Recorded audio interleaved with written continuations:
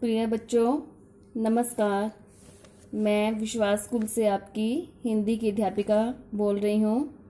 जैसा कि बच्चों, हमने पिछले दिनों बसंत पुस्तक शुरू कर रखी थी। उसके हमने पाठ 1 से 4 किए हैं और आज से हम हिंदी व्याकरण की पुस्तक का कार्य शुरू करने जा रहे हैं, जिसका पहला पाठ है भाषा तथा भाषा के रूप।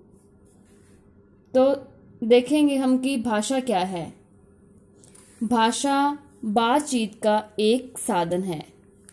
ऐसा हम क्या है अपनी पिछली कक्षाओं में भी पढ़ते आ रहे हैं कि भाषा वह साधन है जिसके माध्यम से समाज के लोग एक दूसरे के साथ अपने विचारों का आदान प्रदान करते हैं या एक दूसरे से बातचीत करते हैं।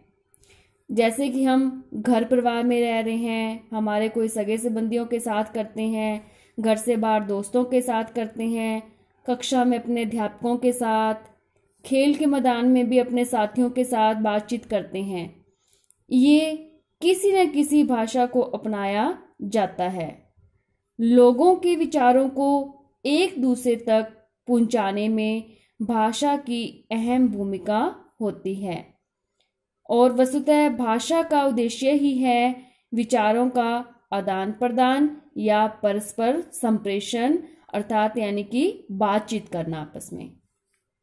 तो जिस माध्यम के द्वारा मनुष्य अपने भावों अथवा विचारों का आदान प्रदान करता है उसे भाषा कहते हैं। जैसे कि हम अपने विचार किसी और को देते हैं और दूसरे के विचारों को हम क्या करते हैं, खुद ग्रहण करते हैं।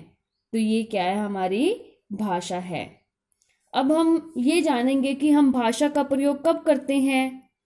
हम भाषा का प्रयोग जब करते हैं जब आपके मन में कोई विचार आता है या आप कोई बात किसी से कहना चाहते हैं, तब भाषा का इस्तेमाल करते हैं। जैसे कि उदाहरण के लिए, जब आपको कोई भूख लगती है तब आप माँ से खाना मांगते हैं। छोटे भाई या बहन पर गुस्सा आता है, उन्हें डांटते हैं या झगड़ा करते हैं। या कक्षा में जब कोई गलती हो जाती है तो टीचर से माफ़ी मांगते हैं। तो इसका अर्थ यही है कि जब भी हमें किसी से कुछ कहना है या हमारे मन में कोई विचार आता है, तब अपने मन की बात दूसरों तक पहुंचाने के लिए हम भाषा का प्रयोग करते हैं। अब हम ये जानेंगे कि भाषा कहाँ से आती है। भाषा मनुष्य के मुख से उच्चारित होती है और भाषा के अंतर्गत हम लोग तरह तरह के वाक्यों का उच्चारण करते हैं। इन वाक्यों की रचना विभिन्न शब्दों से होती है और ये शब्द बनते हैं विभिन्न ध्वनियों। जैसे कि बच्चों ये देखो, अब है स्वर एवं व्यंजन, इसके सार्थक मेल से। उदाहरण के लिए जैसे हिंदी का भालू। अब भालू के हम इसको अलग अलग करेंगे, इसके टुकड़े करेंगे तो भै हलंत प्लस आ प्लस लै प्लस ऊ। भै में आ मिलाएंगे तो क्या बन जाएगा, भा, और लै में ऊ मिलाएंगे तो क्या बन जाएगा, लू, भा लू। तो शब्द भै एवं लै व्यंजनों और आ एवं ऊ के स्वरों के मेल से बना है, जिसका एक निश्चित अर्थ है और इन्हीं ध्वनियों के और तरह से भी मेल हो सकते हैं। जैसे कि लूभा। अब लूभा में देखो ल प्लस ऊ प्लस भ प्लस आ, यानी कि लाभू, ठीक है, आदि। लेकिन इनका हिंदी में कोई अर्थ नहीं है। भालू का तो अर्थ है, लेकिन लाभू का कोई अर्थ नहीं। लूभा का कोई अर्थ नहीं है, ना लाभू का अर्थ है। तो ये शब्द नहीं कहे जा सकते। इसीलिए ये कहा जाता है कि शब्दों की रचना ध्वनियों के सार्थक या अर्थवान मेल से ही होती है कि जिनका कोई ना कोई अर्थ निकलता हो, ठीक है, उससे शब्द की रचना होती है। अब कहते हैं कि हर भाषा के अपने कुछ ना कुछ नियम होते हैं। हमें इसके अलावा यह भी ध्यान रखना चाहिए कि हर भाषा की अपनी नियम व्यवस्था होती है, या उसमें कुछ नियम होते हैं जो यह तय करते हैं कि वाक्य में प्रयुक्त होते समय शब्द किस स्थान पर आएंगे, अर्थात वाक्य में उनका क्रम क्या होगा और उसमें कौन सा प्रत्यय लगेगा आदि। जैसे कि अब उदाहरण देखेंगे हम। उदाहरण के लिए हिंदी तथा अंग्रेजी के वाक्यों में शब्दों का क्रम उस भाषा की नियम व्यवस्था के आधार पर इस प्रकार होता है। जैसे कि हिंदी में देखेंगे बच्चा खाना खा रहा है। अब इसमें बच्चा क्या है, कर्ता है, खाना क्या है, कर्म है, और खा रहा क्या है, क्रिया है। तो ये देखो, ये नियम के अनुसार ही चल रहे हैं ना, इसमें एक नियम ही है, कर्ता भी आया हुआ है, कर्म भी आया हुआ है और क्रिया भी आई हुई है। इसी तरह अंग्रेजी में भी है, the child is taking food, इसमें भी कर्ता दे रखा है, क्रिया भी दे रखी है और फूड कर्म भी दे रखा है। तो भाषा का संबंध केवल किससे है, मनुष्य से है। अब ध्यान रखने योग्य कुछ बातें हैं कि भाषा का संबंध केवल मानव मात्र से है। मनुष्य के मुख से उच्चारित जो निकलने वाली ध्वनियां हैं, उनके बीच होने वाला संप्रेषण या विचारों के आदान प्रदान को ही भाषा कहते हैं। कि हम अपने विचार दूसरों को देते हैं और दूसरों के विचार क्या है, हम खुद सुनते हैं, उनके विचारों को ग्रहण करते हैं। तो ये विचारों का क्या हो जाता है, आदान प्रदान होता है। तो आदान प्रदान करना ही क्या है, विचारों का भाषा कहा जाता है।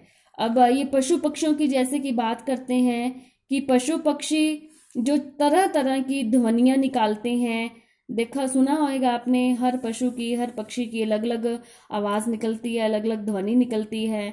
तो इन ध्वनियां को उच्चारित करके ये क्या है, परस्पर संप्रेषण करते हैं, उसे हम भाषा नहीं कहते। जो पशु पक्षी ध्वनि निकालते हैं उसको क्या है, भाषा नहीं कहा जा सकता। जो मानव मुख से आवाज निकलती है, आपस में विचारों का आदान प्रदान करते हैं, वो क्या है, भाषा कही जाती है। अब क्या कहते हैं कि भाषा के विषय में कुछ मुख्य बातें कही जा सकती हैं कि भाषा मनुष्य के मुख से उच्चारित होती है। भाषा में विभिन्न ध्वनियां होती हैं जिनके सार्थक मेल से शब्दों की रचना होती है, मीन्स जिसका कोई ना कोई अर्थ निकलता है। इन्हीं शब्दों का प्रयोग हम वाक्यों में करते हैं और वाक्यों का प्रयोग वार्तालाप या बातचीत में। हर भाषा के अपने कुछ नियम होते हैं जो उस भाषा को क्या है, नियंत्रित करते हैं, उनको कंट्रोल में रखते हैं। और भाषा का उद्देश्य क्या होता है, विचारों का आदान प्रदान करना या संप्रेषण करना। मानव संप्रेषण को भाषा नहीं कह सकते।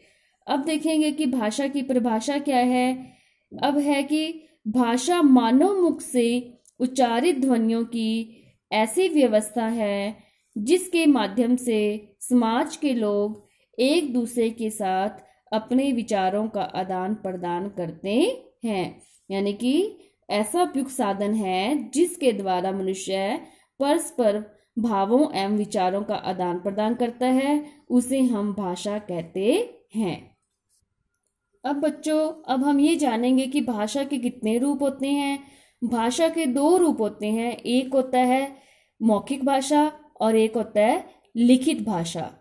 ठीक है, इनमें क्या है, जो विचारों का आदान प्रदान है वो बोलकर या लिखकर दोनों प्रकार से किया जाता है। कि जब हम क्या है, जब बोलने वाला और श्रोता आमने सामने होते हैं, तब वे बोलकर अपनी बात एक दूसरे तक पहुंचाते हैं, तो वो हमारी मौखिक भाषा होती है। जब हम मुंह से बोलकर विचारों का आदान प्रदान करते हैं, वह मौखिक भाषा होती है, जैसे कि भाषण देना, वार्तालाप करना आदि। और लिखित भाषा क्या होती है, जब हम क्या है, विचारों को एक दूसरे के सामने लिखकर प्रकट करते हैं, तो वह भाषा का लिखित रूप होता है, जैसे कि पत्र है, पोस्टर है, समाचार पत्र आदि हैं। तो ये क्या है, इसी आधार पर भाषा के दो रूप सामने आते हैं, मौखिक या उच्चारित रूप या लिखित रूप। अब हम जानेंगे कि मौखिक या उच्चारित भाषा क्या है। यह भाषा के बोलचाल का रूप है। भाषा का यही रूप प्रमुख है और पुराना है। संभवतः जिस दिन से मनुष्य ने जन्म लिया होगा उसी दिन से बोलना प्रारंभ कर दिया होगा, परंतु भाषा के इस रूप की कमी यह है कि उच्चारित होते ही यह समाप्त हो जाता है, अतः यह रूप अस्थायी एवं अक्षणिक है। जब वक्ता और श्रोता आमने सामने बात करते हैं तो बातचीत की जा सकती है, पर श्रोता कहीं दूर है कि हमने जो आपस में एक दूसरे से बात कर ली वो बात उसी टाइम ही खत्म हो जाती है, यानी कि ये स्थायी रूप है, इसको हम क्या है ज्यादा देर तक रख नहीं सकते इस भाषा को, तो ये अक्षणिक है। अब यह ध्यान रखना चाहिए कि उच्चारित भाषा की आधारभूत इकाई ध्वनि होती है। अब लिखित भाषा के लिखित रूप का विकास तब हुआ होगा जब मनुष्य ने यह सोचा होगा कि वह अपने मन की बात दूर बैठे व्यक्ति तक या आने वाली पीढ़ी के लोगों तक कैसे पहुंचाएं। इस कार्य के लिए मौखिक भाषा की ध्वनियों के लिए तरह तरह की आकृति वाले लिखित चिन्ह विकसित कर लिए होंगे। उच्चारित ध्वनियों के लिए विकसित ये लिखित चिन्ह ही लिपि चिन्ह या वर्ण कहे जाते हैं। अब लिखित भाषा है, इसमें हम कोई बात लिखते हैं तो इसको हम बहुत समय तक यानी कि लिखे हुए रूप को रख सकते हैं। जब भी हम उस रूप को देखना चाहें, लिखी हुई बात को देखना चाहें, तो हम उसे उठाकर यानी कि निकाल कर लिखी हुई चीज को हम कभी भी पढ़ सकते हैं, लेकिन मौखिक भाषा में ऐसा नहीं होता। आगे देखिए क्या कह रहा है कि मौखिक भाषा और लिखित भाषा में क्या अंतर है। देखेंगे कि जो मौखिक भाषा है ये भाषा का प्राचीनतम रूप है, यानी कि बोलकर हम विचारों को प्रकट करते थे, और जो लिखित भाषा है यह रूप बहुत बाद में विकसित हुआ है, धीरे धीरे यानी कि लिखने का विकास हुआ। और मौखिक भाषा यह भाषा का अस्थायी रूप है, यानी कि इसको हम ज्यादा देर नहीं रख सकते। और लिखित भाषा क्या है, यह भाषा का स्थायी रूप है, इसमें हम कोई पत्र आदि है इसको लिख कर क्या है हम लंबे समय तक रख सकते हैं किसी बात को लिखकर। तीसरा है यह रूप उच्चारित होते ही समाप्त हो जाता है और यह दीर्घ काल तक बना रहता है। मौखिक भाषा में व्यक्ति बिना प्रयास के स्वतः सीख जाता है, लेकिन लिखित भाषा में क्या है हमें प्रयास और अभ्यास से सीखा जाता है। हम बार बार किसी चीज को लिखेंगे, हमें उसकी प्रैक्टिस तभी ही होगी और तभी हमें क्या है लिखना आएगा। मौखिक भाषा ये भाषा का प्रधान रूप है और लिखित भाषा यह भाषा का गौण रूप है। और इस रूप की मौखिक भाषा की आधारभूत इकाई ध्वनि है और लिखित भाषा की आधारभूत इकाई वर्ण है। तो बच्चों, तो आपको समझ में आ गएगा कि भाषा क्या है, भाषा के कितने रूप हैं। आज हमने इसके बारे में चर्चा की है। कल हम बच्चों लिपि के बारे में चर्चा करेंगे। आपने आज भाषा जितने मैंने आपको इस पाठ में पठन करवाया है, इसमें आई हुई परिभाषाओं को आपने याद करना है। धन्यवाद।